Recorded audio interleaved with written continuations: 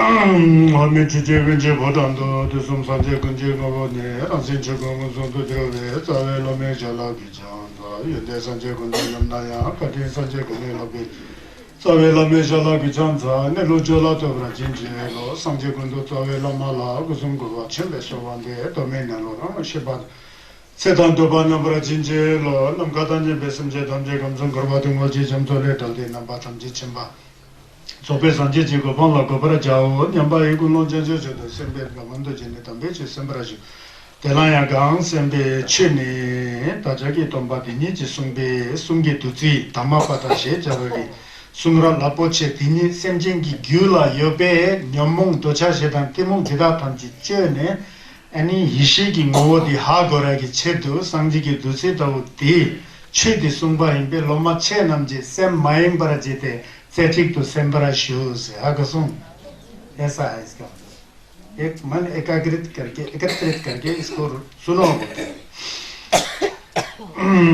नमोलाय के दान जिंगे तुम ददाने के नमदा दोगों के दागे जिसंबा तंजे के दो दागे चेतें तो मेसम के शेरा परोजी मजे में का नमकीन होने सोसो तो संजय यमला बिचान चास ये यम शरब जी भारत चिंबा का धन की तरह ये तो इसलिए इस तरह के अर्थ को जानेगा तो संगस का गोपम मिलेगा इसलिए युम की तरह है माँ छस का माँ इसको समझोगे तो छस समझोगे तो छस पुत्र के रूप में हमारे मन में आता है फिर जाके संगस बन जाता है ये शरीर वाला माँ नहीं है ज्ञान का माँ है अगर सुन कौन तेरे रंगी खुने जवाब में बाता जाही शेंजी गोरिम लोपातंग जादां जमीन धागला मिन बोलता है कहते हैं कि इस संसार में लोग क्या करते हैं दूसरों के कर्म को देखते हैं दूसरों को दोष को देखते हैं और दूसरा क्या कर रहा है नहीं कर रहा है उसके और आंख टिकटिकी लगा के बैठता है और अपना खुद करता कुछ नहीं है सबसे दुष्ट खुद होता है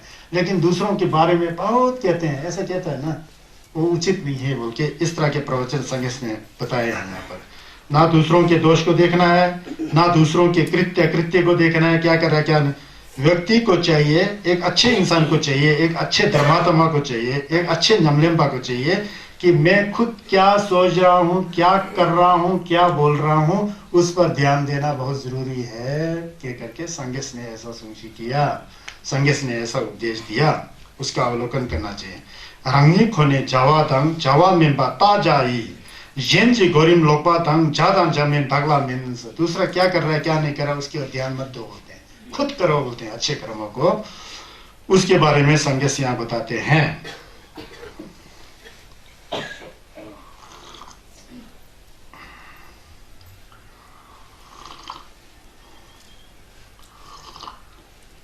ये छो संगस ने नियत में दिया था नियत में कहते हैं कि एक आमा थी आमा छस को धप्पा करने वाली आमा थी लेकिन दुर्भाग्य से आमा ने एक उल्टा गुरु को मान के बैठा था उल्टा मतलब गलत गुरु को मान के बैठा था आमा एक माता जी ने वो कौन था एक क्या कहते हैं वो जो है एक नगन साधु था नगन साधु मतलब शरीर पर कपड़े कुपड़े ज्यादा नहीं लगाता है बड़ा ध्यान करता है लोगों को दिखाता है कि मैं ध्यान कर रहा हूँ शरीर को जलाता है आग के पास रखता है बहुत कष्ट देता है और कपड़े कुपड़े नहीं बन के नंगे चल करके पूरा शरीर में क्या कहते हैं मिट्टी लगा करके क्या कहते हैं माथे पर चंदन वगैरह हल्दी वगैरह घिस करके लगा के धोती वोती लगा के जाने वाला एक ऐसा साधु को मानती थी आमा माता जी मानती थी और बहुत मानती थी उसको खाना देना उसके प्रति धप्पा रखना वो क्या बोलते हैं उसको सुन करके उसका बिल्कुल अनुयायी बन के बैठी थी चेला बन के बैठी थी तो बाद में पता लगा कि संगे चुमलिन देश बहुत बड़े गुरु हैं जगत गुरु हैं करुणा के सागर हैं ज्ञान के निधि हैं बल्कि संगस का नाम बहुत सुना था उस अमा ने तथागत बुद्ध जी का नाम बहुत सुना था सुन करके एक दिन भगवान बुद्ध जी उसी अमा के स्थान पर आया न्यनियत के आसपास शरावस्ती के आसपास वहां आया तो वो चाहा कि संगस का दर्शन करूं और संगस से छस लूं फिर अमा ने अपने गुरु और जो निग्रंथ था जो नंगा साधु था आजीविका उससे पूछा कि मैं संगस का दर्शन ओ क्या जाना मैं हूं ना क्या फालतू में कहाँ घूम रहे हो मैं तुमको ज्ञान सब दूंगा अमा कहाँ भटक रहे हो मैं ही तो हूँ मेरे से नहीं सीखने वाला क्या सीखोगे उसके पास जाके ऐसा बोल रहे हो साधु बिल्कुल नहीं मानता कई बार अमा ने बहुत कोशिश किया संगस का दर्शन करने के लिए लेकिन नहीं जा पाती है उसके बाद सुन करके। फिर बाद में खुद तो नहीं गई तो अपने बेटे को भेजा, बेटे को भेज करके संगस को कल के भोजन के लिए आमंत्रण किया, भोजन के लिए बुलाया। ना समझो शेला होता है, सल होता है, संगस पुंग शुशु अन्य छांगो शेष अपने बेटे को भेज करके ऐसा। फिर संगस में मान गया। फिर संगस मान के ये पता लगा उसको, उस नगन साधु को जो गुरु था हनुमान जी का, वो बहुत गाली कर रहा है, मैंने बोला था ये वो है, फिर भी बुला लिया आपने, ये है वो है करके ऐसा किया। फिर ऐसा करके फिर नहीं माना वो बेटा, अम्मा का बात सुन करके जाना पड़ा। अम्मा का बात सुन जा करके फिर वहां संगस को शिशी किया लड़के ने। फिर उसने समझा के रखा था उस साधु ने, और नंगा साधु ने, जो अम्मा का गुरु है नंगा साधु ने, बुला तो लेना संगस को, लेकिन एड्रेस नहीं बताना, पता नहीं बताना, किस गली में घर है, कहाँ पर घर है, ये नहीं बताना बोला। फिर संगस को बोला, संगस जब भी संगस को शिष्य करते थे, उनसे प्रार्थना करते थे कि भोजन के लिए या किसी कार्यक्रम के लिए, तो संगस हाँ नहीं बोलते थे, मुस्कुरा लेते थे, तो वो जवाब मिलता था, फूल की तरह चेहरा होता था संगस का, मुस्कुरा लेते थे। तो उस लड़के ने जाके कहा, कल मेरी माता जी ने आपको भोजन के लिए आमंत्रित किया है। संगस मुस्कुराए, हो गया। फिर वापस आया। फिर वो साधु जल्दी जल्दी उस लड़के से मिला, एड्रेस तो नहीं बताया ना, नहीं बताया, एड्रेस पूछे भी नहीं, बताया भी नहीं बोला। फिर बहुत अच्छा किया। अब उसने सोचा कल आएंगे तो आएंगे, कैसा आएगा बिना एड्रेस का, ऐसा सोच के बैठा। वो नगन साधु जो है, कल संगेश चमदिन देश आते हैं, आ करके सीधा आते हैं। संगेश चमदिन दे थमकी चंपा है, कहाँ जाना क्या नहीं जाना, वो पहले से उनकी ज्ञान ध्यान से देख करना, जहाँ बुलाया था वहां खुद ही आ गया। वो साधु हैरान हो गया, बिना एड्रेस का कैसे पहुंच गया यहाँ पर। फिर समय पर भोजन करते हैं, फिर खूब अच्छी खिलाती है वो माता जी, और बेटा मिलकर खिलाती है। वो साधु भी कोने में बैठा हुआ है, एक ठीक के ऊपर बैठा हुआ होता है। फिर बाद में जब भोजन करके जब शेला खत्म हो जाता है, सोल खत्म हो जाता है, खाने खा करके फारिग हो जाते हैं, तो संगी चमदिन देव बहुत मोलम लगाते थे, जिंदा के प्रति, टवा समझे धमजे के प्रति, सभी प्राणी के प्रति प्रणिधान करते थे, अनुमोदन करते थे।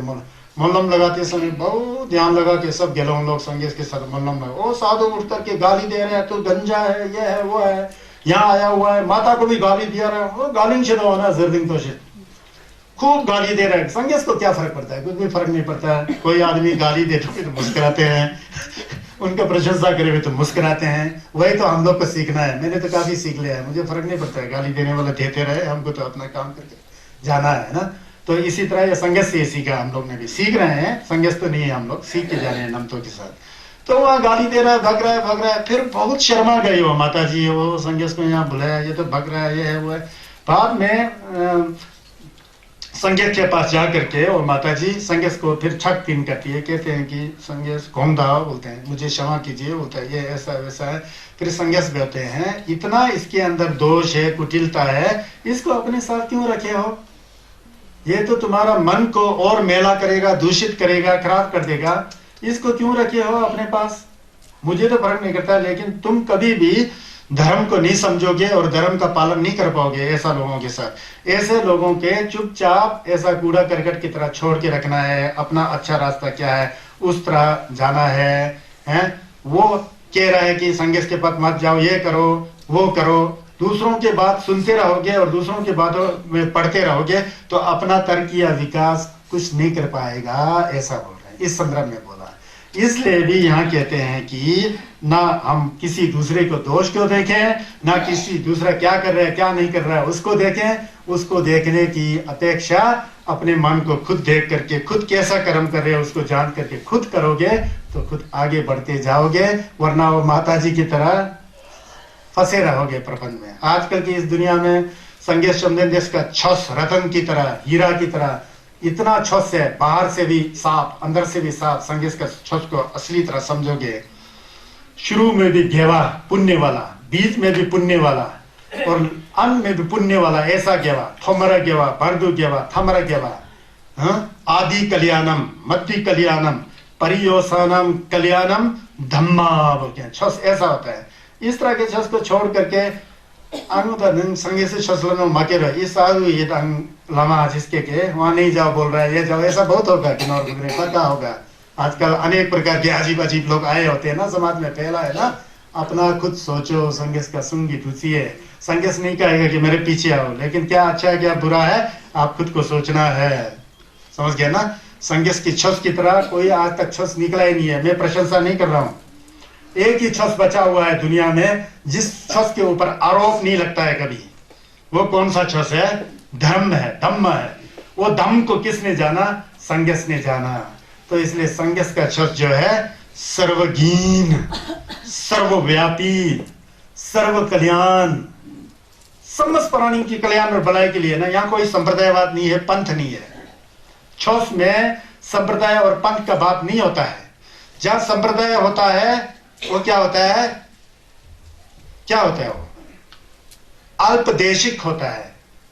संप्रदाय जहां होता है अल्पदेशिक होता है। अब किन्नौर में देखेंगे संप्रदाय हो गया, बौद्ध धर्म में भी फलाना फलाना गांव इस गुरु को मानता है जी, फलाना फलाना गांव उस गुरु को मानता है जी, फलाना फलाना गांव उस गुरु। पूरा सर्वदेशिक नहीं है ना, अल्पदेशिक हो गया। जब अल्पदेशिक हो गया तो कम लोग वो संप्रदाय में फंसा होता है। धर्म में होगा तो सर्वदेशिक होता है, सभी काल में, सभी समय में, सभी दृष्टि से एक समान होता है। संगस ने क्या कहा? धर्म जो है सर्वकालिक होता है, सर्वदेशिक होता है। दया है, किसको करना है? संसार के सभी प्राणियों को करना है। बहुत बड़ा फेत हो गया ना। प्रेम भाव है, किसको रखना है? संसार के सभी प्राणियों के प्रति रखना है। सिमचेन थमचित देवादं, थमचित देवादं, सिमचेन थमचित दुंगलदं, दुंगल की द्युतंग डलवर जुड़चे। थमचित थमचित बोलते हैं ना हम लोग। अब थमचित बोलेगा तो संगस का छस में आ जाता है। जब चुलूक या कोई संप्रदाय का बात होता है तो पूरा बंटा होता है। एक छोटा सा गांव में 2-3 टुकड़ा में बांधता होगा, कोई पीला, कोई लाल, कोई नीला, कोई काला, कोई सफेद, है ना। फिर वहां धर्म धर्म नहीं रह जाता है। तो यहाँ इस दृष्टि से संगस बोलते हैं। दूसरा क्या कह रहा है क्या नहीं कह रहा है उस पे ऊपर ध्यान नहीं दे करके असली छस क्या होता है, जो सर्वगीन होता है, सर्वदेशिक होता है, सर्वकालिक होता है, उसका अनुसरण करो माता जी बोलते हैं। उस समय से उस माता जी ने उस नगण्य साधु को छोड़ देता है। संगस के अर्थ को पता लगता है, संगस का छस का श्रवण करता है। संगस का छस नहीं है, छस है। संगस का छस इसलिए बोलना पड़ता है कि संगस ने उसको जाना, उन्होंने बनाया नहीं। संगस ने छस नहीं बनाया, छस तो पहले से था, उसको जान लिया उन्होंने, खुद उस रास्ते पर चला। फिर माता जी उसको सुने, उसका आचरण किया, उसका भावना किया, बाद में मुक्ति की ओर जाता है। यह है इसका अर्थ।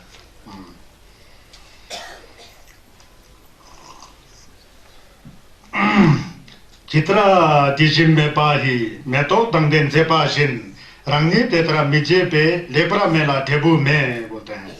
कहते हैं कि जैसे सुंदर फूल है, दिखने में बड़ा सुंदर है, बड़ा सुंदर आकार का, बड़ा सुंदर है, उसका रंग भी बहुत अच्छा है, नीला पीला हरा जैसा, बहुत फूल अच्छा है, बहुत सुंदर दिखता है, फूल है, लेकिन उसके अंदर गंध नहीं है। तो उसको मैं दो मैं दम गरम माइच उल्टा मरी गनम बदो, जैसा फूल लकड़ी का फूल नहीं होता है। देखने में बड़ा सुंदर हरा नीला पीला, लेकिन उसमें गंध नहीं है और निर्गंध वाला फूल है।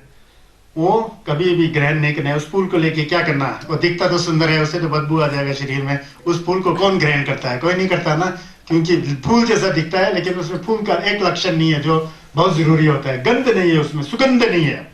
वैसे ही कथनानुसार जो काम को नहीं करने वाला व्यक्ति है, पुण्य का कार्य नहीं करता है, अच्छा कार्य नहीं करता है, अच्छे कर्म नहीं करता है, उसके अंदर कपट है, दोष है, बुरा विचार है, लेकिन देखते समय टाई वाई लगा के, हरा काला चश्मा लगा करके ऐसा सुंदर लगता है, वेरी वेरी हैंडसम।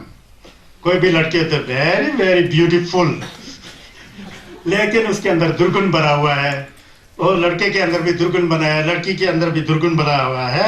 इसलिए जो मीठा मीठा बोलने वाला होता है वो दिखने में सुंदर होता है, मन में एक भी गुण नहीं होता है, ऐसे लोगों का अनुसरण नहीं करना चाहिए बोलते हैं संगस। कितना अमृत वाणी देखिए, वाणी उसका फल नहीं होता है, वो निष्फल होता है। एक बार मैं बनारस में था तो एक जगह मैंने पढ़ा था, अभी याद आ गया तुरंत। तो क्या आया? कहते हैं कि रूप यौवन संपन्ना विशाल कुल संभवा विद्याहीना न शोभन्ते निर्गंधा इव किंशुका। किंशुका एक फूल का नाम है। वो फूल एक ऐसा फूल है, किंशुका नाम का फूल जो है, बहुत सुंदर दिखाएगा, नीला हरा पीला, बहुत सुंदर। जब गंध सूंघने जाओगे ना, आप वहां बेहोश हो जाओगे, इतना दुर्गंध आएगा। तो उस फूल का नाम किंशुका है। कहते कि रूप यौवन संपन्ना, रूप से बहुत अच्छा लगता है, यौवन संपन्ना, पूरा जवान हट्टा कट्टा, चाहे औरत हो या चाहे मर्द हो, बहुत सुंदर लगता है रूप यौवन, और बहुत अच्छा खानदान में जना हुआ। आजकल खानदान का नशा है ना, वो तो बहुत अच्छा खानदान वाला है, बहुत बड़ा खानदान में उत्पन्न होने वाला, पैदा होने वाला, सुंदर लगने वाला, रूप यौवन संपन्न आदमी या औरत क्यों ना हो, उसके अंदर धर्म नहीं, धर्म नाम की चीज ना हो, विद्या नाम की चीज नहीं हो, उस तरह का जो यौवन संपन्न वाला औरत या पुरुष जो भी होता है, ठीक उसी फूल की तरह होता है, किंशु की तरह होता है, क्योंकि वो निर्गुण लोग होते हैं। समझ गया ना? तो मुझे याद आया, तो इस संदर्भ में बैठता था, तो इसलिए मैं आप लोग को बोला। तो कहते हैं कि वही बात है, आजकल आप चैनल खोल के देखो, कहीं आपके गांव में भी आता है, ये संगी वो संगी, कुछ बहुत लोग आते हैं ना गांव में, घुस घुस कर आते हैं, लोगों को प्रचार करते हैं, लोग उसके मीठापन में फंस जाते हैं, लालसा में फंस जाते हैं, अपने हीरे सोने की तरह संगीत चमदेन देश के तेम्बा रिम्पोछे को छोड़ करके जाते हैं। हम लोग भाग्यशाली थे कि हमारे हिमालय में संगीत का तेम्बा रिम्पोछे होते हुए भी उसको छोड़ करके दुर्भाग्य से किसी संगी के पीछे जा गया, कोई नाम नहीं निकलेंगे, आपको पता ही है, ऐसे जा करके फिर कहाँ बढ़ के हो, फिर उसके लालसा में छप पड़ जाता है। बोलने को ऐसा बोलेगा कि वो महान संत हो, साक्षात बुद्ध की तरह मीठा मीठा बोलेगा, लेकिन पूरा कमर्शियल टाइप का होगा। पीछे क्या करता होगा पर्दे के पीछे आपको पता ही नहीं, वो पर्दा खुल चुका है, कई बाबा लोग जेल में, आपको पता ही है। तो इस तरह से करते करते को वहां पर धोखाधड़ी में डाल देते हैं, वहां पर हम लोग धोखे खा जाते हैं। क्यों? सुंदर वाणी को सुन लिया, चेहरा को, हाव भाव को सुन लिया, ये तो बाबा है जी, थोड़ा सा कुछ चमत्कार दिखाया ना तो भारी अख्तियार सा, सब उसके पीछे, चल बैठ चल, कर्म क्या होगा ना गलत, चल बैठ चल, सब चला चला चला, बाद में जाके पता लगा मरते समय, बुढ़ापे होते समय बहुत कुछ गलती हो चुका होता है, सुधारने का समय ही नहीं है, मरने का समय, ऐसे गलती कर बैठते हैं हम लोग। वहां सतर्कता रहना चाहिए। संघर्ष का छस को कोई गुरु भी नहीं मिले तो इस तरह के प्रवचन को अपना गुरु मानो, उसके आधार पर आप चलो भी तो आपका कल्याण हो जाएगा, है कि नहीं है? तो ये बहुत जरूरी होता है। तो इसलिए बुद्ध कहते हैं कि भगवान बुद्ध कैसे कहते हैं, भगवान बुद्ध हम लोग को कहते हैं कि क्या कहते हैं, एक हम लोग बीमार हो जाता है, हमको कैंसर का रोग हो जाता है, रोगी बन जाते हैं हम लोग, रोगी बन जाते हैं, तो हमको किसकी आवश्यकता होती है? डॉक्टर की आवश्यकता होती है, वैद्य की आवश्यकता होती है, अमजी का आवश्यकता होता है। तो अमजी के पास जाते हैं, अमजी हमारे नस को देख करके, हमारे हाव भाव के देख करके दवाई देता है ना। अब दवाई देता है, अब दवाई देने के बाद हमको दवाई खाना चाहिए कि दवाई को संभाल करके अलमारी में रखना चाहिए?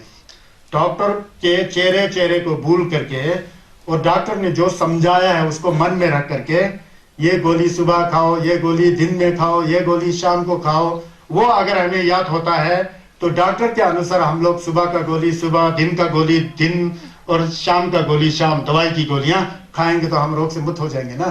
दवाई वाई खाए नहीं, डॉक्टर तो भारी दम दोगे, भारी शरीर हो, दवाई खाना भूल गया और डॉक्टर का उत्साह तो शो, डॉक्टर को शाफिया तो शो, डॉक्टर ऐसा था जी वैसा था जी, ये दवाई है ना सुबह खाओ बोल रहा है, शाम को खाओ और रात को खाओ, दवाई खा नहीं रहा है, पोटली में डाल के वहां रखा है, वो भूल गया इतने में मर जाएगा, क्या फायदा? इसी तरह हम लोग करते हैं, वो नहीं करना चाहिए, वो समय से ना, इसको ध्यान रखना। अब इसके बाद आगे चलता हूं मैं, आगे चलते रहने से फिर हम लोग जितना डिजिम देंबा ही मेतो तंगदेन जेपाशन रंगी तेतरा जेपा ही लेपरा में पाटे यो जुर से, इस लेहू का नाम ही मेतो लेहू है बोला ना मैंने, ऊ दो कर उदाहरण कर ऊ थोड़ा बता रही हूँ संगे, फूल का उदाहरण लेकर के, अच्छे फूल और बुरे फूल क्या वो करते हुए फूल के उदाहरण के द्वारा बता रहे, इसके लिए तो फ्लावर चैप्टर बोलते हैं इसको, फ्लावर चैप्टर इन तंपदा बोलते हैं। जितना डिजिम देंबा ही, इसका ठीक विपरीत, पहले जो था ना उसका ठीक विपरीत, जैसे एक फूल होता है, दिखने में भी बहुत सुंदर होता है, गुलाब का फूल, चमेली का फूल, नलका साऊ, यलू, हम लोग यलू बोलते हैं, किन्नौर में बड़ा खुशबू कहता है, रात की रानी, आप ले लो, रात की रानी बोल के ना फूल, कितना अच्छा होता है, कितना जितना डिजिम देंबाई पार्स में सुंदर लगाने वाला डिशिम्बो, उसके अंदर सुगंध है। मैं तो धंधेन सेपाशिन, जिस तरह से सुगंध वाला फूल अपने क्या रंग रूप से भी बहुत सुंदर दिखाई देता है, खुशबू में भी वो अतुलनीय होता है, ठीक इसी तरह रंगे तेतरा जेपाई लेपरा मेपा टेयोजुर, खुद उस तरह से बनोगे सुगंधित फूल की तरह, खुद अपना मेकअप भी किया, अच्छा भी किया, मन को भी सुधारा, अच्छा किया, पुण्य का विचार भी हो, तो उस फूल के समान है जैसा कि एक सुंदर फूल खुशबू के साथ होता है, उस तरह से बनेगा तो मैं आप लोगों की प्रशंसा करता हूं बोल के संघर्ष ने ऐसे बताए हैं। संघर्ष का सुंग ऐसा है, उस तरह आपको बनना चाहिए बोल रहे। देखिए हम बहुत प्यासे हैं, मैं प्यासा हूं प्यासा हूं प्यासा हूं बोल के मंत्र की तरह रटेगे, जैसे अंगू ती कर बुदो दू ती कर बुदो दू ती कर बुदो तीसा तो उन्हें बताऊं ती कर बुदो दू ती कर बुदो दू ती कर, मुझे मैं बहुत प्यासा हूं प्यासा हूं प्यासा हूं। समय सामने से निर्मल जल बैठ रहा है, झरना बैठ रहा है, बहुत स्वच्छ जल वाला, मेरे को बोला प्यास लग रहा है, जब तक वो जल नहीं पियोगे तो प्यास बुझने वाला है। मुझे भूख लग रहा है भूख लग रहा है भूख लग रहा है, ऊपर वाला दे दे, मर जाओगे, ऊपर वाला कुछ देने वाला नहीं है, खाना खाना पड़ेगा। बीमार हूं बोल के रट रखने से कुछ नहीं होता है, दवाई खाना पड़ेगा। इसलिए छस को भी मैं छस जानता हूँ, जोसता हूँ, मने रटता हूँ, बर्चे लमसेल पढ़ता हूँ, ढोलमा पढ़ता हूँ, छम्मे जाता हूँ, कोरा करता हूँ, कुछ फायदा नहीं है। मन के अंदर श्रद्धा होना चाहिए, मन के अंदर निंजे होना चाहिए, मन के अंदर प्रेम की भावना होना चाहिए, मन के अंदर निरासक्त भाव होना चाहिए, प्रज्ञा होना चाहिए, शरफ होना चाहिए, संसार के असलियत का ज्ञान होते हुए कोरा करना चाहिए सभी प्राणियों की भलाई के लिए, तब धर्म की प्यास बुझ जाती है। रटने से धर्म का प्यास नहीं बुझती है, धर्म का भूख भी नहीं मिटता है, इसको जानना चाहिए। अब आगे चलूंगा मैं। जितना मैं तो फुंको ले मैं तो छुआ मंगजे तर चेने छिवरा नेपा नम घेवा मंगदो जेबरा झास। जितना मैं तो फुंको ले मैं तो छुआ मंगरा जे, जैसा एक अच्छे फूल है, गुलाब का फूल है, गेंदा का फूल है, चमेली का फूल है, पुंडरीका है, नील कमल है, जो भी फूल है खुशबू वाला अच्छा है, उस फूल को एक एक करके चुन करके माला बनाएंगे तो उस माला को पहनोगे तो दूसरों को भी अच्छा लगेगा, खुशबू भी ले लेगा, माला को पिरोएगा, माला बना के पिरोएगा। उसी तरह अच्छे गुणों को, बुद्ध धम्म अमृत वाणी को एक एक करके फूल की तरह चुनो, उस फूल की माला को अपने मन में बिठाओ तो आपका चेहरा में भी चमक आ जाएगा और उस खुशबू से लोग भी आनंदित हो उठेंगे, उसका झिलक भी लोगों को चला जाएगा। संगेश का नियम पालो ऐसा करते हैं। जिस प्रकार फूल की राशि से फूल के टुकड़ों को पिरो करके अच्छी मालाएं बना जाते हैं, वैसे ही है ना संसार में जितना भी प्राणी उत्पन्न हुए हैं उन लोगों को पुण्य कमाना चाहिए। फूल जो है पुण्य का उदाहरण है, एक पुण्य कमाया, दो पुण्य कमाया, तीन, 108 पुण्य कमाया तो एक माला हो गया, पुण्य का माला। होता भी ऐसा है, हम 100 बार माला का जप करते हैं ना, होम मनी पे में होम मनी पे में माला का जप करते हैं। माला अपने आप में कुछ नहीं है, चंदन का हो सकता है, लकड़ी का हो सकता है, शीशे का हो सकता है, प्लास्टिक का हो सकता है। माला क्या है? कुछ नहीं है, मटेरियल है, कुछ भी नहीं है। 108 दाना वो भी कुछ नहीं है, वो टंका है, 1 2 3 4 5 6 7 वो अपने आप में कुछ है ही नहीं है, वो तो एक सिंबॉलिक है, एक संकेतिक है, बाहर से एक संकेतिक है। असली माला क्या है? अपना मन है। जब 108 बार माला फिरते हो, 108 बार मैं चोरी नहीं करूंगा तो नहीं करूंगा, शराब नहीं पीऊंगा तो नहीं पीऊंगा, झूठ नहीं बोलूंगा तो नहीं बोलूंगा, सही में नहीं बोल रहा है, सही में नहीं पी रहा है, सही में द्वेष नहीं करूंगा तो नहीं करूंगा, क्रोध नहीं करूंगा तो क्रोध नहीं करूंगा। 108 बार ऐसा करके उसको याद करते हुए आज से कल, कल से परसों मन को सुधारोगे तो असली ठेंगवा ढंग से करना इसको कहता है, ना कि लकड़ी की माला को फेरना, जुरू की माला को फेरना। वो तो एक बाहर का उदाहरण है, उस उदाहरण से हमको प्रेरणा मिलती है, वो अपने आप में कुछ भी नहीं है। समझ गया ना? तो उस माला रूपी पुण्य को मन में कमाना पड़ता है। सेम की ठेंगवा दी चा चिंबो ही, चिलो की शिंग की ठेंगवा, जुरू की ठेंगवा, यानी चिलो की दो की ठेंगवा, चा चिंबो माई। वो डेम्बा हाँ यार, माला किस लिए है? पुण्य कमाने के लिए, वो सोचने के लिए है। उससे हमारे मन को थोड़ा प्रेरणा मिलती है। वास्तव में माला अपने आप में कुछ भी नहीं है, सबसे बड़ा मन होता है।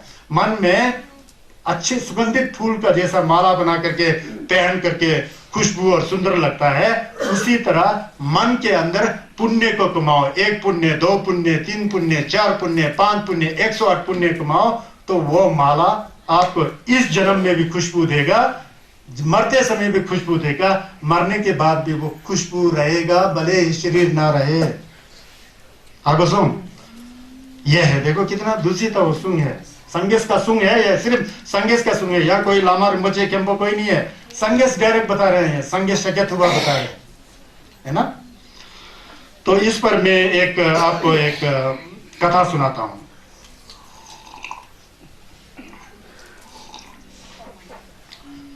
न्यूयॉर्क में संगेस का 3 कुंगारावा था।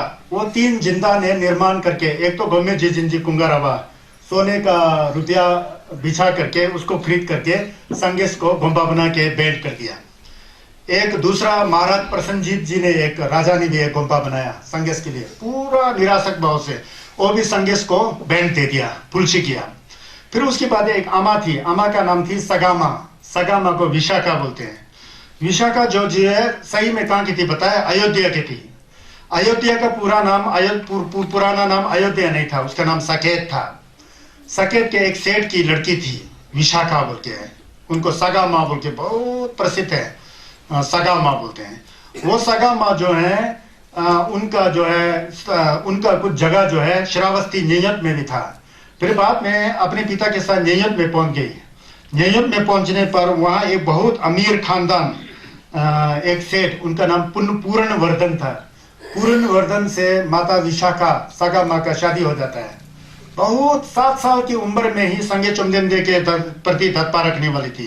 7 साल की जब लड़की थी उसी समय से पहले जन्म से संगेस के तेम्पा रिम्पोचे के ऊपर श्रद्धा वाली थी होती। बहुत सेठ थी। सेठ होने पर उसने जो है एक बहुत बड़ा गुंबा शर्चोपची कुंगारावा बोल के, जब नेगोरबा लोग जाते हैं ना, यहीं से बड़े झाड़ियों के बीच में जाकर के वहाँ एक लिखा होगा पूरव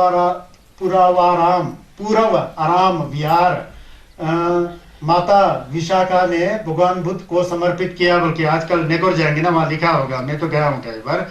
वो शर्सों की चुगला खंग बोलते हैं, यहीं से थोड़ा आगे 7-6 किलोमीटर आगे जाके झाड़ियों के बीच में एक है वो चुगला खंग बनाने वाली।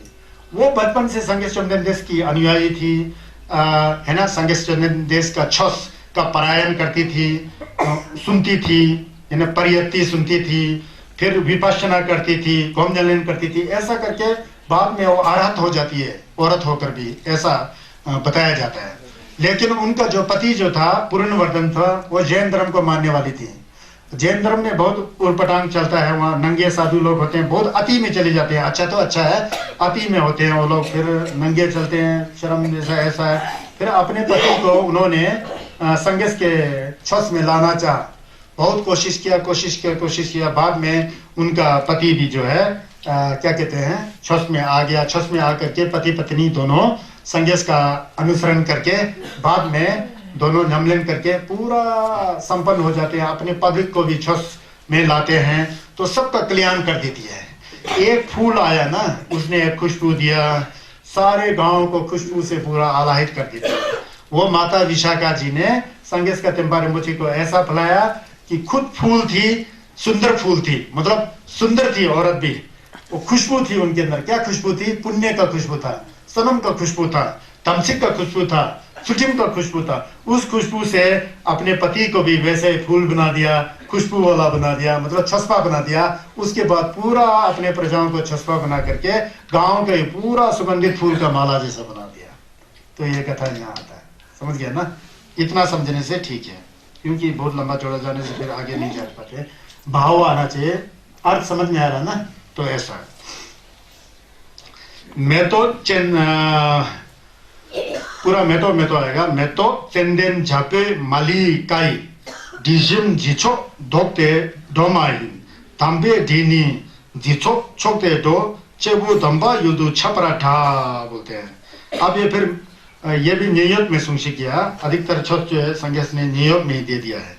न्यूयॉर्क में दे करके ये बताते हैं कि कहते हैं कि अब मैं तो का उदाहरण लेकर के उसका उदाहरण जो है उसके साथ करते हैं। क्या कि जो तोम्बा के ऊपर बैठने वाले गेलोंग हो या गेलोंगमा हो या गेसुल हो, भिक्षु हो या भिक्षुनी हो या उपासिका हो, चाहे गृहस्थ धर्मात्मा हो, गृहस्थ जो संगे चुमने के छुस के ऊपर चलने वाले वो हो, तो उसका जो छुटिम में ना उसको ऊपर करते हुए संगे चुमदेंदे बता रहे हैं। सही में कहते हैं कि जैसे संसार में मेतोक है है ना, चंदन है, जैसे तगर है, ये सब सुगंधित चीजें है ना, चंदन है, तगर है, कपूर है, चमेली है, उनका जो सुगंध होता है, जो भी सुगंधित होता है, सुंदर फूल जिसमें सुगंध होता है, सुगंध जो फूल होता है उनके खुशबू, और जो धर्मात्मा व्यक्ति होता है उनके ज्ञान का जो खुशबू होता है, सुलझिम जो उनका दोंबा का अंदर जिन्नत का खुशबू होता है, उसमें बहुत अंतर है बताते हैं। जैसा तागर है, चंदर है, कपूर है, और भी जो भी क्या कहते हैं सुगंधित है, गुलाब का फूल है, पुंडरिका का फूल है, मंदरावा फूल है, कुमुदा है, चमेली है, जो भी फूल है उनका खुशबू जो है हवा जिस तरफ आती है उस हवा की झोंकी की तरफ उसी तरफ चली जाती है फूल की खुशबू। अगर पूरब से शरचक्षुलो लांग सरचोनिमा तो ऊंची गनमली शरचक्षुबीत शर की छोगने यानी लुंग बुगे ना तेनी डी शिंपो की मेथोदांग यानी चंदन लासोपो की टीमाती शरशो लंग बूटो रहा शरशो में चला जाएगा।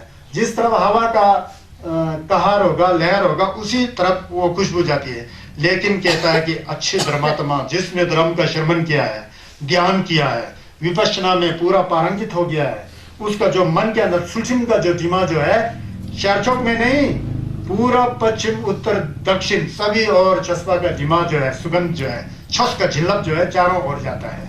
फूल का गंध जो है जहां हवा बहता उसी के ओर जाता है। छस्पा का जो झिल्लक का जो दिमाग जो है चारों ओर जाता है। इसमें फर्क है बोला।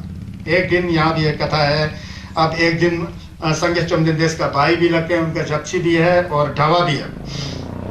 ध्यान में बैठे थे कुंगा, वो बहुत कुछ करते रहते, ध्यान में बैठे। एकदम उठ गया, उठ करके संगे चौमदिन देश को कहा कि यो गंध जो होता है, जो दिमा जो होता है, दिमा संगो जो होता है, एक दिमा संगो तो किसका होता है? मूल गंध होता है, एक पुष्प गंध होता है, एक सार गंध होता है। मूल गंध संगे चौमदिन के जिमचुम को मूल गंध कुटी कहते थे। संगे चौमदिन जहां सोते थे, शयन करते थे, जहां आराम करते थे, उसको मूल गंध कुटी, मूल गंध कुटी सब डिजंगे चुगला बोलते थे। जहां संगे चौमदिन ध्यान करते थे, सोते थे, उठते। तो वहां दो तरह का बात आता है। एक तरफ का बात आता है क्योंकि दुनिया भर के लोग संगेश का दर्शन करने जाते थे। हाथ में धूप होगा सुगंध वाला, फूल का माला हो सकता है, फूल हो सकता है, वो फूल सब ला ला करके एक किनारे में रख करके सुंदर तरीके से रखते थे। जब भी वहां जाते थे तो वहां से बहुत फूलों का गंध, अगरबत्ती का गंध ऐसे आते थे। इसलिए संगे चौमदिन देश के जिमजुम का नाम मूल गंध कुटी बिहार रखते थे, है ना। सार गंध होता है, जैसे चंद्र के अंदर सार गंध है। चंद्र का गंध अपने आप में कोई लिपाई नहीं किया होता है। अकारू में उसका गंध होता है, शुक्पा में उसका गंध होता है, सार गंध उसमें होता है, पुष्प गंध फूलों का गंध होता है। ये तीनों गंधों में, और इन तीनों गंध जो सुगंध है, इससे बढ़ करके कोई सुगंधित चीज है बोल करके कुंगाओ जब बम कर रहे थे, आनंद जी बम करके आके संगे को शक करके ये पूछ रहे हैं। संगे से मेरे अंदर एक संदेह आ गया, एक संदेह उत्पन्न हो गया कि ये मूल गंध, पुष्प गंध और इससे आगे भी जो सुगंधित दम गरम सा ठित त्वचा भाई कुछ है बोलते हुए। फिर संगीत चेतना से कहता है अभी तक तुझे पता नहीं है आनंद, इस ये तो क्या है, कुछ भी नहीं होता है, इससे अतुलनीय गंध होता है। वो गंध होता है शील का गंध, समाधि का गंध, प्रज्ञा का गंध। सुठिम सुमाय की दिमा, सुठिम की दिमा, तिंगेजिम की दिमा, यानी शरब की दिमा, न्यमलन की दिमा होता है, बोलता है दिमा संगो। इसीलिए जो अच्छे बड़े बड़े लामालपन होते हैं ना, जब वो गुजरते हैं, जिंदा होते हैं, तो उनसे गंध आता है, वो सुठिम का गंध होता है। बड़े बड़े गुरुओं का मैंने एहसास किया है, ऐसा एहसास किया है, ऐसा गंध आता है। वो गंध जो कहते हैं, संगे चुमदिन कहते हैं, वो गंध जो है क्या होता है, जहां हवा का झोंका चलता है, जहां हवा का लहर चलता है, उस तरफ भी नहीं जाता है, पूरा छोप चुना जुबे सिमचेन थम उस दिमाग को, उस गंध को, उस शस का गंध को ग्रहण कर सकता है। अगर उसका कर्म जो है सही दिशा में होता तो उसको वो गंध मिलेगा। सबसे अच्छा गंध क्या होता है? सुचिम का गंध होता है। अब सीधा सीधा आपको समझाएंगे तो अच्छे चरित्र का गंध, शुभ चरित्र का गंध।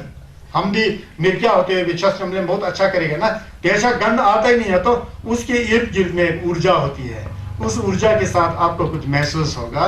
तो सुचिम की ढिमा थी, ढिमा नमूला छोट जुड़वा हिन्नो उंगा वाला संजय चुमदिन देखी छे सुंग यानी सुचिम की ढिमा थी छोट चुकी सिमजेन थमजी की नुम थुगेरे यानी मेदो की ढिमा थी छोट चुकी सिमजेन मतो संमा की नुम थुगे मतो मेदो लेजन सा चिंबो हिंस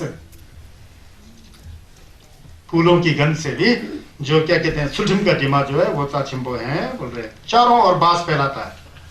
आप भी देखो अमेरिका में, जापान में, जर्मनी में, कोरिया में, चाइना में, इंडोनेशिया में, ओ दुनिया भर में सबसे जो छस का गंध जो फैला हुआ ना, संगे चुम्बन देश का छस का गंध फैला हुआ है, सुगंध। भारत का जनसंख्या बहुत बड़ा है क्योंकि ये 1 अरब 30 करोड़ के पार कर चुका है। तो ये एक देश में यहाँ पर वैदिक धर्म वाले बहुत होंगे क्योंकि वो कर्मकांड को मानते हैं, उनकी संस्कृति परंपरा में। लेकिन दुनिया भर के देशों को गिनेंगे ना, सबसे ज्यादा देश संगे चुम्बन देश का अनुयायी है। संगे चुम्बन ने मेरा अनुयायी बनो थोड़ी बोला है। बुद्धिजीवी लोग ने संगे स्कचोस को सुना, परखा, देखा यार इसमें तो रतन ही रतन है, इसमें तो सच ही सच है। तो जापान जैसे विकसित देश ने, विकासशील, विकसित है वो तो विकासशील भी नहीं है, विकसित हो चुका है। विकसित और विकासशील में अंतर है सर जी। विकासशील मतलब अभी विकास की ओर, जापान तो विकसित है, विकास हो चुका है, हमारे से 1000 साल पहले हो। तो मैं जाके आया ना, उनका टीम तो वहां तो एक सुई भी चोरी नहीं करता है कोई। शॉपिंग सेंटर में जाओ ना, संगे चुम्बन देश के कठिन से कोई बैठा हुआ नहीं होता है। आप सामान ले लो, बाहर जाओ, जितना पैसा दिखाओ वहां छोड़ के जाना है। आदमी एक भी नहीं दिखाई देता है, बेचने वाला नहीं है कोई। इतना बड़ा दुकान है, मैं कुछ लेने गया था, मैं कुछ खरीद के गया, यहाँ कोई नहीं है, कोई नहीं होता है। जितना दाम देखो वहां रख दो बोलते हैं, रख के जाना है। अगर नहीं रख के जाओगे ना, मशीन पकड़ लेगा आपको। वो इतना बड़ा बड़ा दीवार में रोबोट लगा हुआ है, क्रों क्रों क्रों करके ऐसा कर देगा आपको। वहां चोरी, एक सुई भी चोर नहीं होता है, पता है। वो जापान है देश। मैं जाके आया ना पहले, फिर जा रहा हूँ अप्रैल में, एक तीर्थ जाना है। वहां भी जापान में भी गुरु लोग हैं, उनसे भी कुछ सीखें समझ करके ना। यही है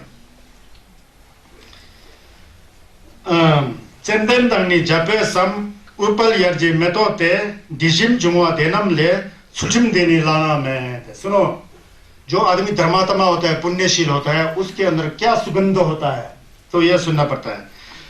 चंदन तगर कमल या जूही, जूही यालू तो जूही का जो फूल होता है, जूही का जो सुगंध में से जो है उसमें सुगंध होता है। चंदन में भी सुगंध होता है, अकारू में भी सुगंध होता है, तगर में भी सुगंध होता है, जूही के फूल में भी सुगंध होता है, गुलाब के फूल में भी सुगंध होता है, सब में सुगंध होता है। लेकिन उस सुगंध के सामने जो है, जो शील का सुगंध जो होता है, शील पालन करके करके जो सुगंध होता है, उस सुगंध के सामने फूल, जूही, तगर, चंद्र का सुगंध कुछ भी नहीं है, कह रहे हैं। अनुत्तर है वो। धर्मात्माओं के अंदर जो सुगंध आती है ना जी, वो अनुत्तर है। शील का गंध, समाधि का गंध और प्रज्ञा का गंध, you know the smelling of morality, meditative concentration and primordial wisdom cannot compare with any kind of other materialistic flower and sandalwood and so and so. How can you compare? कोई तुलना नहीं कर सकता इसका। क्यों तुलना नहीं कर सकता है? वो तो एक मटेरियल है ना।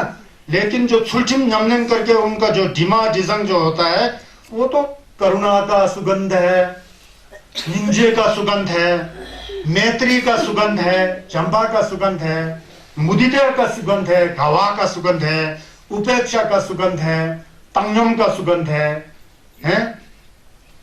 शील का सुगंध है, सुचिम का सुगंध है, समाधि का सुगंध है, तिंगे जिन का सुगंध है, शरक का सुगंध है, प्रज्ञा का सुगंध है।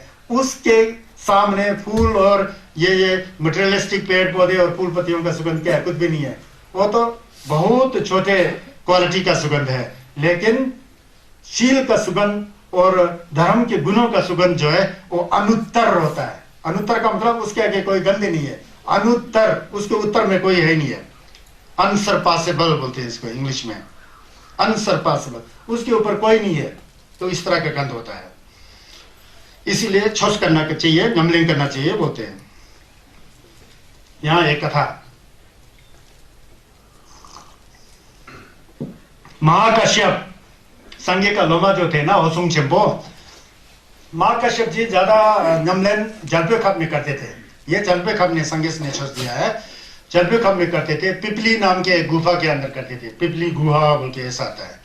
वहां नमलेन कर रहे थे, विपश्यना करते थे दिन रात, और विपश्यना में परिपक्व हुए। वो तो 1 सेकंड में पूरा पहुंच जाते थे, पूरा समाधि की अवस्था में। प्रथम ध्यान, द्वितीय, तृतीय, चतुर्थ ज्ञान, पूरा गोमो गोमो अनन होने तो से महाकश्यप होसुंग छिंपो बोलते हैं। ध्यान में थे, फिर ध्यान से फिर उठते थे, खाना पीना पड़ता है, जो भी नमलेम्पा होता है खाना तो खाना पड़ता है, खाना के समय खाना, पीने के समय पीना, चलते हुए समय चलना, सोते समय सोना, है सब कुछ होता है। अब वो समाधि से उठ गए तो अब भोजन का समय आया, भोजन खुद नहीं पकाते थे, जाना पड़ता है। उन्होंने ध्यान लगाया कि आज मैं किसी गरीब के घर में खाना खाने जाऊंगा, सोचा। कौन? माँ कश्यप, होसुंग छिंपो जी। गरीब के अंदर जो भी कुछ तो पका होता है ना, उनको फर्क नहीं पड़ता है, नमलेम्पा को रूखा सूखा जो भी मिले वो खा लेते थे। नमलेम्पा है ना, गरीब के घर में जाऊं सोच करके फिर वो गरीब के घर में जाने के लिए उठ गए, समाधि से धीरे उठे, हाथ में पिंड पात लिए, लुंगजेब जो भिक्षा पत्र लिए, और गांव की तरफ चल गया।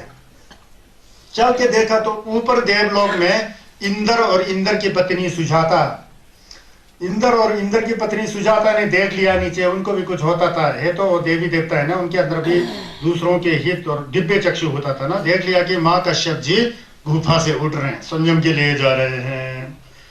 तो इंद्र और सुजाता ने सोचा, इस जिंदगी में हमने आज तक किसी भिक्षु को दान नहीं दिया, हमें भी पुण्य अर्जित करना है। पहले पुण्य अर्जित करके तो हमको इंद्र की उपाधि मिली है, मैं देवलोक में जन्म हुआ, पहले बताया था इंद्र के बारे में भी कल परसों। फिर उसने सोचा आज हम जिंदा हम निकलेंगे होसुंग छिंपो का। लेकिन होसुंग छिंपो जी कहाँ जाना चाहते थे? गरीब के घर में जाना चाहते थे, सीधा इंद्र को के पास नहीं जाएंगे। वो उन दोनों जुठुल होता था ना, उनके अंदर चमत्कार होता था। वो देवलोक से नीचे एक गरीब का वेशभूषा लेके नीचे उतर आए, इंद्र और सुजाता दोनों आकर के जहां वो जाना चाहते थे एक झोंपड़ी के अंदर चले गए, झोंपड़ी निर्माण किया, झोंपड़ी में बैठे। वो झोंपड़ी जो है क्या कहते हैं, वो क्या बहुत गरीबों का झोंपड़ी था, तो वहां बैठ गए। तो ताक लगा के बैठे कि सबसे पहला घर कहाँ था, वहां झोंपड़ी का निर्माण करके इंद्र और सुजाता वहां चावल वगैरह कड़ी वगैरह बना के बैठ गए। अब होसुंग छिंपो जी आए भिक्षा पात्र लेके, आकर के संजम जहाँ पहला घर आता था वहां बैठ गए। उन्होंने चावल डाला, फिर कड़ी डाला। होसुंग छिंपो को पता लग गया इस कड़ी में तो बहुत सुगंध है, यहाँ के लोग तो कोई नहीं बना सकता है, कोई ना कोई गड़बड़ है बोल के पता लग गया उनको। फिर ध्यान में बैठ गए, ध्यान से देखा तो वो इंद्र और सुजाता है, ध्यान से देखे तो इंद्र और सुजाता है। फिर बताया कि क्यों आए तुम दो, ऐसा क्यों आया, कैसा है?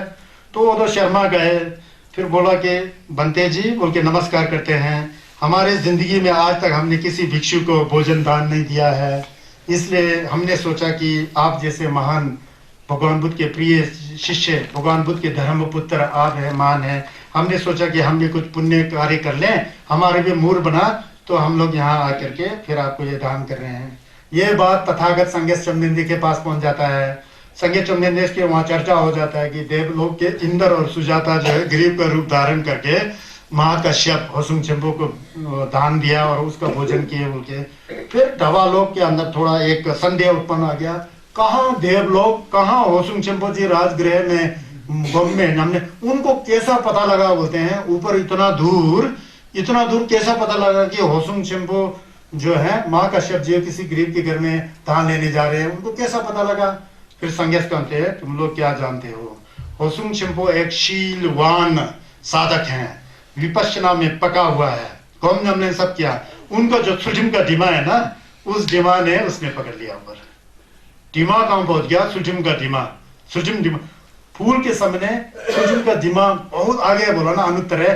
सुजिम का दिमा, छस्पा का जो सुजिम का जो गंध है, डिजंग है, डिजंग, सुजिम का डिजंग जो है उसने पहचान करके फिर उस डिजंग के द्वारा नीचे आ गए। फिर संगेश को चमनिंदे कहते हैं कि सबको आप लोग को छस का नमलन करना चाहिए, छस को सुनना चाहिए, सुचिम का पालन करना चाहिए, शरत का पालन करना चाहिए, गौम नमलन करना चाहिए, महाकश्यप होसुंग छिंपो जैसा सबके लिए बनना चाहिए। जो सुचिम, जो शील प्रज्ञा और समाधि का जो सुगंध होता है और चारों दिशाओं में देवलोक तक, आकाश पाताल सभी जगह पहुंच जाता है बोल के वहां पर महाकश्यप जी का अनुवादन किया। पता लगा ना? तो ये भाव को समझा करो।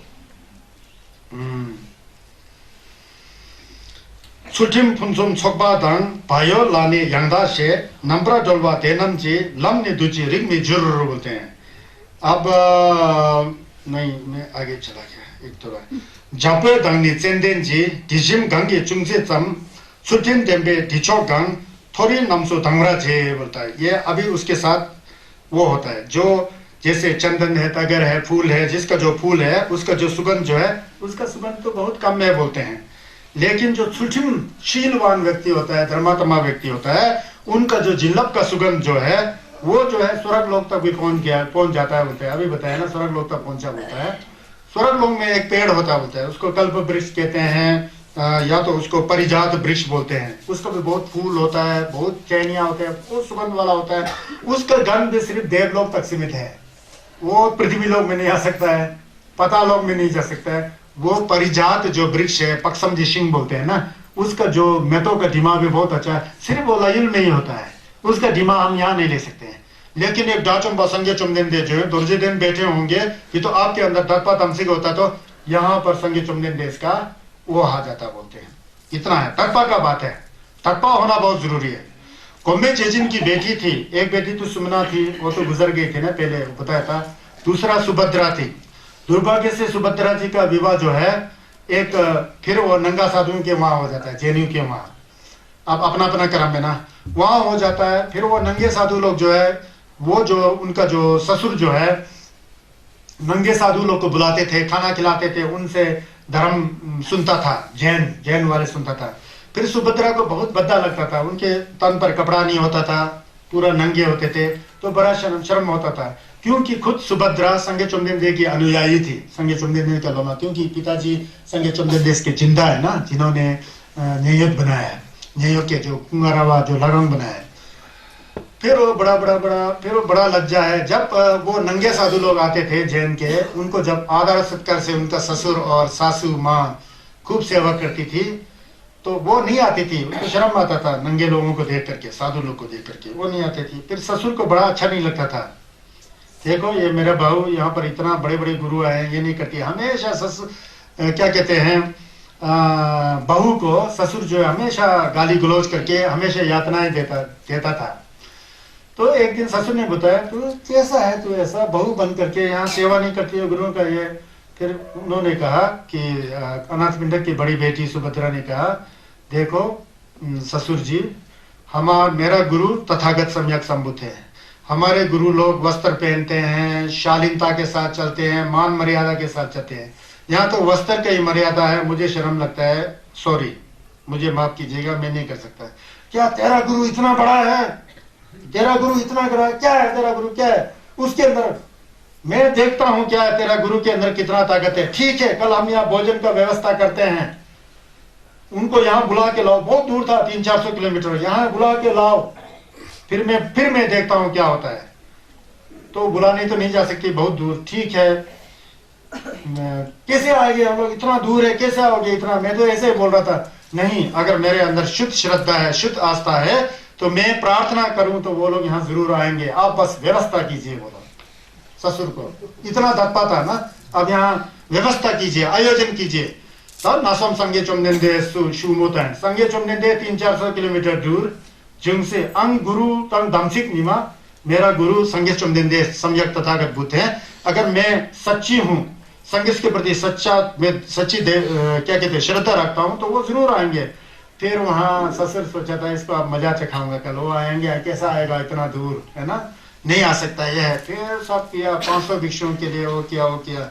उसने क्या किया, उसका व्यवस्था किया। वो बेटी क्या किया, वहां सामने घर के सामने एक जूही के फूल का पौधा था, वहां से जूही का फूल लिया, कुछ अपने अंजलि में लेकर के हाथ धोया, अंजलि में ला करके जूही का फूल रहे, छत पर गया जहां पर जेता वन श्रावस्ती नेयो जहां संगे चुमदिन देश बैठे थे, शायद शरचोक में होगा, शरचोक की ओर मुंह करके पूरा दत्पा के साथ संगे चुमदिन देश को मन से नमन करते हुए कहते हैं कि तथागत बुद्ध, आज कल जो है मेरे घर में आप 500 भिक्षुओं के साथ आप आमंत्रित हैं, मेरे घर में भोजन के लिए पधारिए बोल के जूही का फूल को ऐसा फेंक देते हैं, ऐसा चढ़ाते हैं, फेंकते क्या है, चढ़ा देते हैं, वहां पर चढ़ा देते हैं। तो वहां पर 400-500 किलोमीटर दूर संगे चुमदिन देश अपने लोमा को छू सुंग करके बैठे होते हैं, उपदेश करके बैठे हैं। वहां से जूही का फूल डाला, जूही के फूल के कुछ जूही का फूल देश के सामने गिरता है और सुगंध आता है। संगे चुमदिन देश पता लग जाता है कि अनाथ पिंडक का बड़ी पुत्री मुझे बुला रही है, उनके पता लग जाता है, पता लग जाता है तो वहां पर पता लगता है। फिर संगेश कहते हैं देखो जो अरहत को प्राप्त किए हैं कल मेरे साथ सुभद्रा के घर में भोजन के लिए जाना है। कल पूरा भोजन पूरा बनाता है, वो ससुर को कुछ पता नहीं है क्या हो रहा है। फिर वहां पर फिर दोबारा जब सुबह हो जाती तो फिर ऊपर जाके कहती है कौन, सुभद्रा, फिर प्रार्थना करती है पहला करके मैं तो चमदेन देने जम्बाल धाचा सोनम कल्परा दिन, ये सिर्फ वहां से आया है। फिर वहां वो बोलती है, फिर तो संगे चमदेन देश जैसे लाल पक्षी उड़ के आते हैं ना आकाश में जैन लगा के 500 डाचुंबा के साथ ऐसा उड़ के वहां पर लैंड करते हैं, तो वहां भोजन करते हैं। तो इस नंगे साधु को मारने वाले तो सुभद्रा के ससुर का बुरा हाल हो गया, वहीं से सुपड़ा साफ हो गया।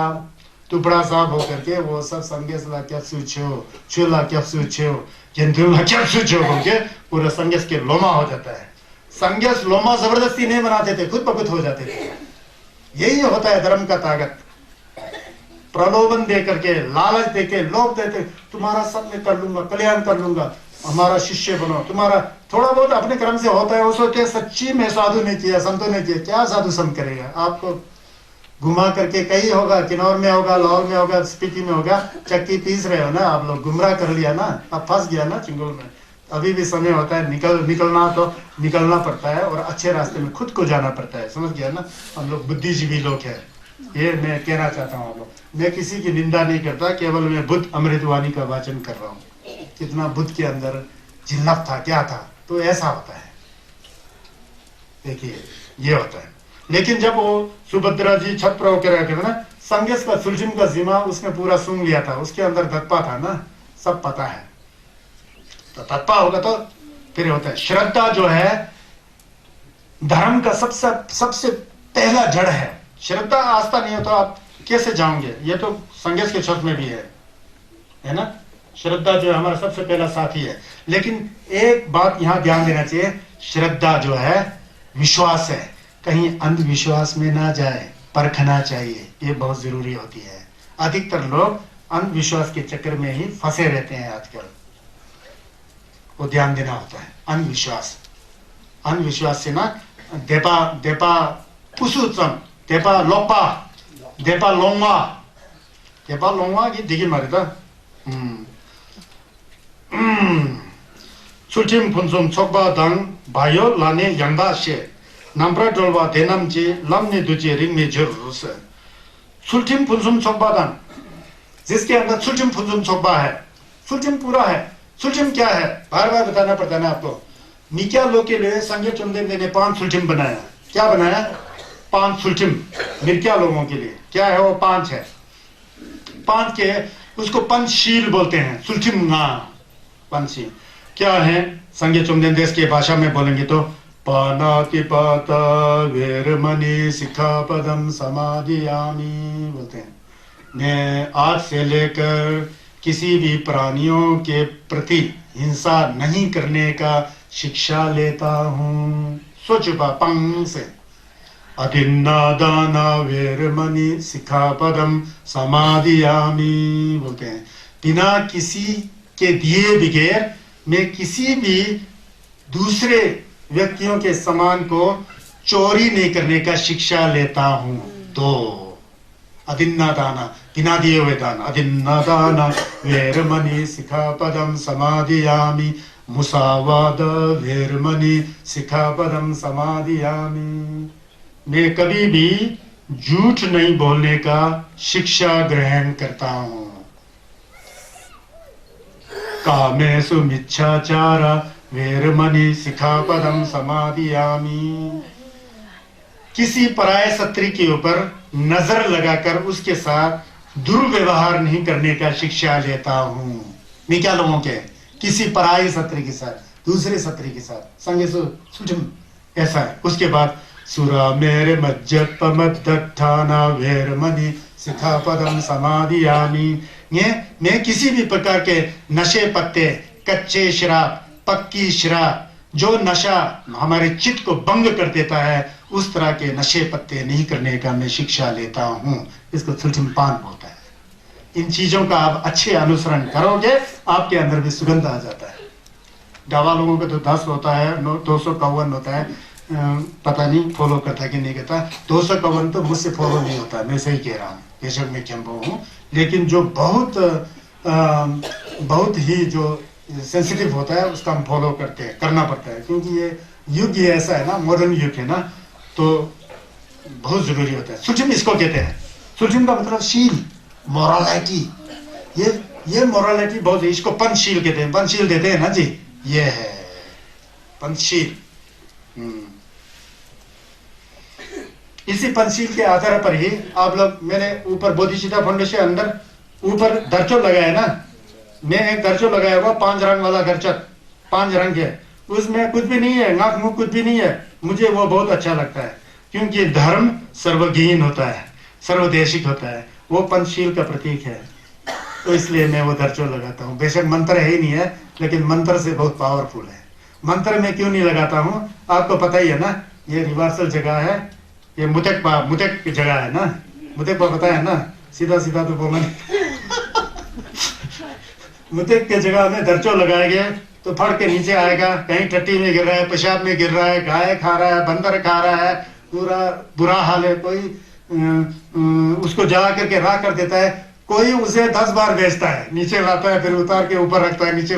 क्यों लगाना दर्चो, मैं दर्चो वर्चो नहीं लगाता, मैं अपने मन के अंदर जो बुरा विचार है ना उसको धोने में ज्यादा अच्छा समझता हूँ।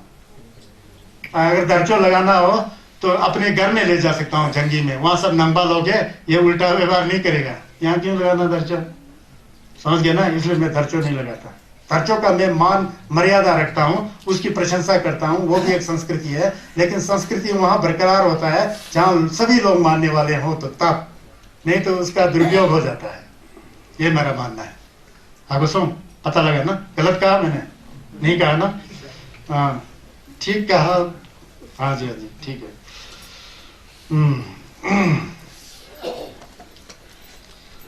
सुचिम फुंजुम सोपा दान भायो लानी यंगा से, कहाँ चला गया, हाँ ये हो गया। लम ने दूचे, जो सुचिम का पालन करने वाला होता है वो हमेशा संयम में रहता है, सजगता में रहता है, जागरूकता में रहता है। नम्रा डोलवा दे नमजे लमजे दूचे, वो धीरे धीरे करके पहले शील का पालन करता है, शील का पालन करके फिर समाधि में प्रवेश होता है, ध्यान लगाता है, ध्यान लगा करके फिर प्रज्ञा में प्रवेश होता है, फिर पूरा संसार के असलियत नियम को जाता है, मितकबा है, दुंगलवा है, कुछ है ही नहीं है, वो पता लग जाता है। इसको संगस के चुस में अनित्य दुख अनत्ता बोलते हैं। संगस कहते हैं कि सब कुछ अनित्य है, इसीलिए दुख है, क्योंकि हम अनित्य मितकबा को असली समझ के बैठता है, पकड़ता है, जब वो खत्म होता है तो दुखी हो जाते हैं। अब मैं करते रहता है, तो शरीर को पूरा खून पसीना भर कर, कई बार कहा ना, कमाता है कमाता है कमाता है कमाता है, कल के लिए कल के लिए कल के लिए कल के लिए, कल कहाँ है, शरीर तो कल रहने वाला नहीं है, कल कौन खाएगा समझ गया ना। फिर जो कुछ करना है अभी कर लो, वर्तमान में, बुरे कर्म मत करो, अच्छा खाओ, अच्छा पियो, अच्छा धर्म का आचरण करो। अभी में बहुत दम है, कल में दम नहीं है। क्यों, कल आएगा कि नहीं आएगा पता नहीं है। जो बीत गया है, गलत किया तो उस पर ऊपर पश्चाताप करो, व्यसन करो, पश्चाताप करके उसको नहीं करने की कोशिश करो। जो कुछ उल्टा हो चुका उसको ज्यादा रिपीट करके मन में पत्थर की लकीर मत बनाओ। वर्तमान में जीना सीखो, क्योंकि वर्तमान भविष्य का बीज होता है। बीज अच्छा हो तो उसका फल अच्छा मिलेगा। जो व्यक्ति संयम और नियम का पालन करता है उसको मार कुछ नहीं डिगा सकता है, और यमराज भी मरते समय उसके कंट्रोल में नहीं आता है। आप खुद ही अपने आप सुगति की ओर जाने के लायक हो जाते हैं। एक समय एक क्या कहते हैं, एक गया के नजदीक एक पर्वत था, बोलता है, उसका नाम इसगिल पर्वत। वहां पर एक थेर रहते थे। थेर का मतलब जो है उसका नमलिंग करने वाले जावा को थेर कहते थे, इसलिए थेर बात हुआ ना। थेर रहते थे, वो बहुत विपश्यना करते थे। विपश्यना मतलब गम करते थे। असली जो संगस ने जो गम सिखाया ना, गम करते थे, नहीं लगता है मन, फिर उठता है, फिर करता है, नहीं लगता है, लेकिन काफी अच्छा प्रोग्रेस किया था। फिर वो सेटिस्फेक्शन नहीं होते थे, संतुष्टि नहीं हुआ। फिर ऐसा जिंदगी से क्या है वो कि बाद में वो अपने आप को खत्म करूं सोचा। खत्म करने से पहले वो अरहत हो जाते हैं। अरहत हो जाता तो फिर बहुत अच्छी गति में आ जाता है। फिर संगेश के बाद ये बात पहुंच जाता है। तो संगेश कहते हैं कि तुमने आत्महत्या करने की कोशिश की, वो गलत कर रहे थे, लेकिन अरहत तो हो गया ना। बोला अब आप अरहत हो गया तो कैसे हो गया? अपने कोशिश से, अपने प्रयत्न से, अपने शील से, अपने समाधि से, अपने प्रज्ञा से। कोई तुम्हारे लिए दूसरे ने शील का पालन नहीं किया, तुम्हारे लिए दूसरे ने मेडिटेशन नहीं किया, तुम्हारे लिए दूसरे ने सच्चाई की खोज नहीं किया, खुद ने अनुसंधान किया, खुद ने जान किया पूरा शरीर को, अब हम निकल गए बोल के ऐसा किया। तो लेकिन उस समय जो है बहुत भिक्षु लोग थे।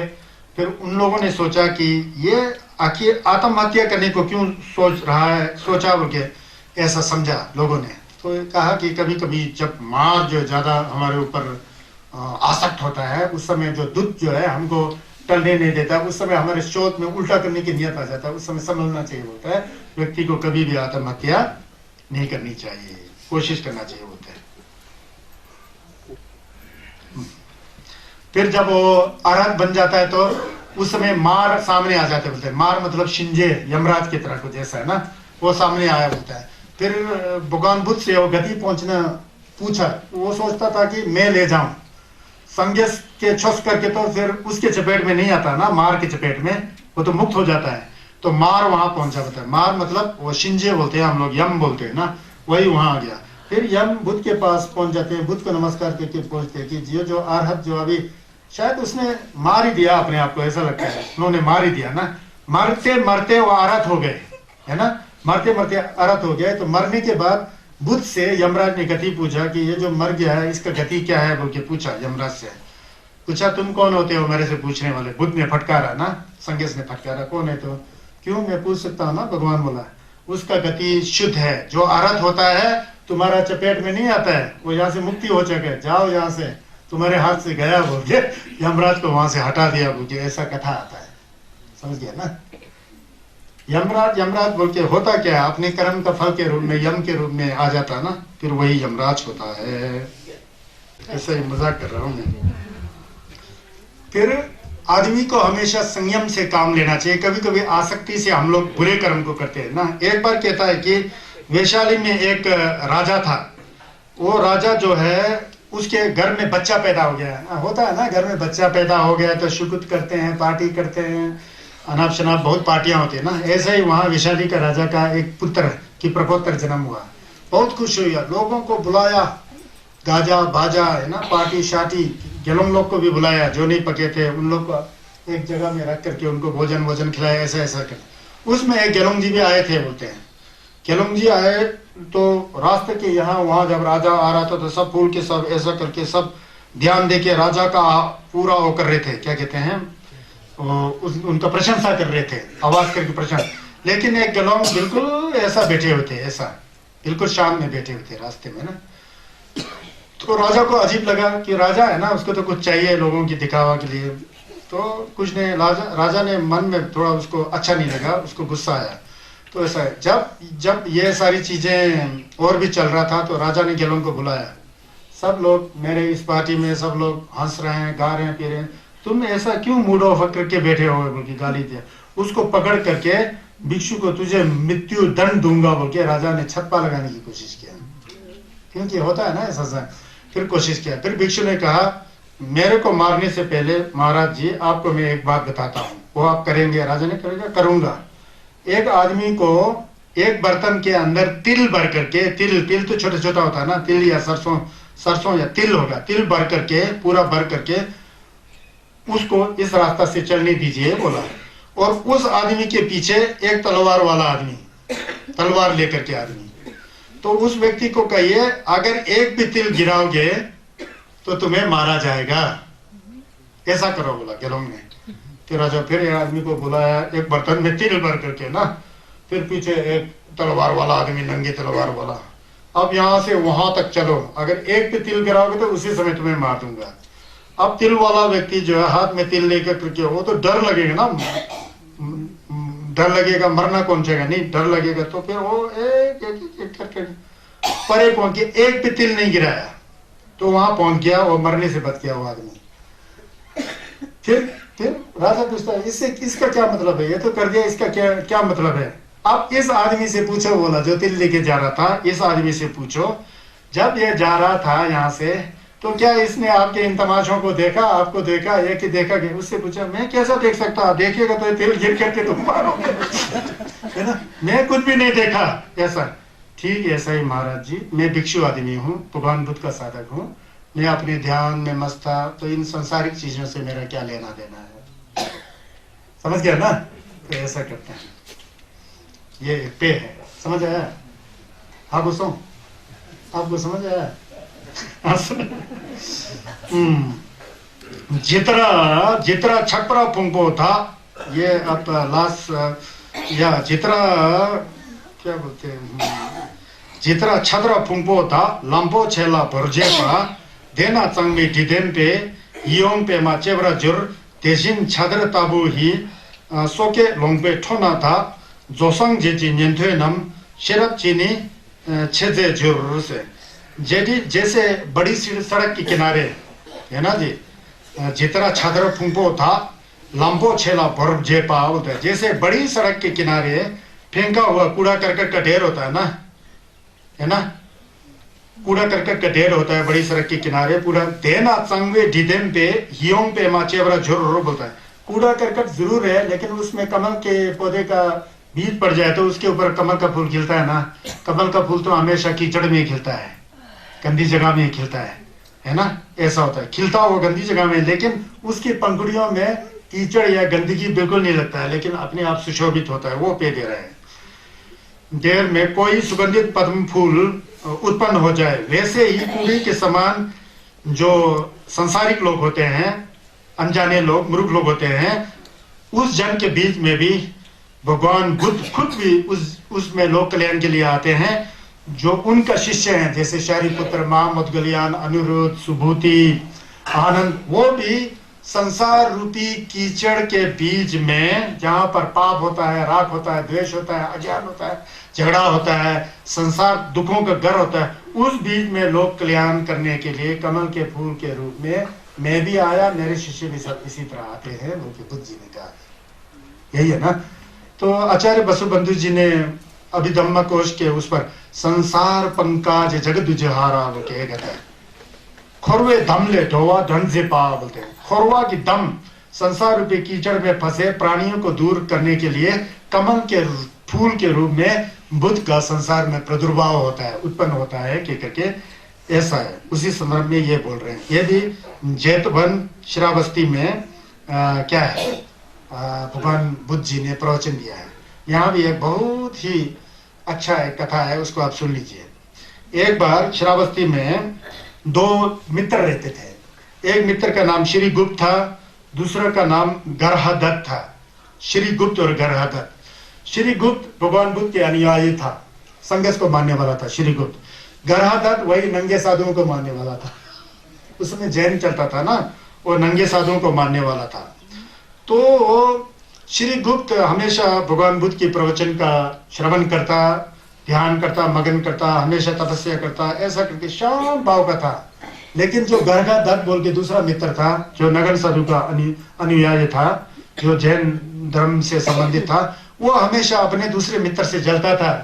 क्या है तू वहां जा रहा है शाक्यमुनि बुद्ध के पीछे, क्या रखा है? कुछ नहीं है, हमारे पास आओ, हमारे गुरु अच्छा है बोल के ना, हमारा गुरु तुम्हारे गुरु से अच्छा है बोल के झगड़ा नहीं चलता है। वैसे ही ऐसा झगड़ा करता था। लेकिन श्री गुप्त जो है हमेशा छस को सुनता, फिर मन में रखता, नमलन करता, अपने मन के विकारों को हटाता विपश्यना के जरिए, संसार अनित्य है समझता, संसार दुख का घर है समझता। ऐसा समझते हुए दोचा शरंग के मुख ठतो नजल, काम द्वेष क्रोध मोह सबको हटा हटा करके मन को पवित्र करके आगे चला जाता है। लेकिन दूसरा मित्र बोलना बंद नहीं करता है, ये है वो है तू, ये है वो है। फिर एक दिन तंग आकर के श्री गुप्त ने अपने मित्र को कहा, किसको? गर्हदत्त को कहता है, तुम मुझे इतना तंग क्यों कर रहे हो? बहुत तंग कर रहे हो तुम बार बार, क्या तुम्हारे गुरु में क्या रखा है ऐसा? थोड़ा ऐसा गुस्सा जैसा आकर के, अच्छा वाला संगे चुम्बिन देश का लोमा था ना, उन्हें बताया। मैं बोलता मेरे गुरु में ये चमत्कार है, ये है वो है, वो सब कुछ देखते हैं, कर्म फल को देखते हैं, तेरा कल्याण हो जाएगा, ये है वो है बोल के। उसको पता है, क्योंकि संगे चुम्बिन देश का लोमा तो विपश्यना किया होता है, उसको असलियत पता है। फिर ठीक है बोलता है, मैं तेरे से प्रभावित हूँ, तेरे गुरु के साथ तेरे शिष्यों को कल मेरे घर में भोजन के लिए आमंत्रित करता हूँ बोला श्री गुप्त ने। आमंत्रित करने के लिए उसने क्या किया, फिर कम से कम 100-200 आदमियों के लिए एक व्यवस्था किया। तो एक इतना लंबा गड्ढा खोदा, नहर खोदा, बहुत गड्ढा 9-10 फीट नीचे गड्ढा खोद के रखा।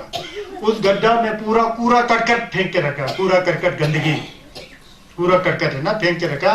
तो उसके ऊपर सुंदर चादर ढक के रखा सिंहासन की तरह, और सामने बर्तन में खाना खुना कुछ नहीं रखा है, ऐसे सुंदर खाना के लिए वो ऐसा करके वहां ऐसा करके रखा। फिर सोचा कि उनके अंदर सही ज्ञान है कि नहीं है, ये देखने के लिए ऐसा किया।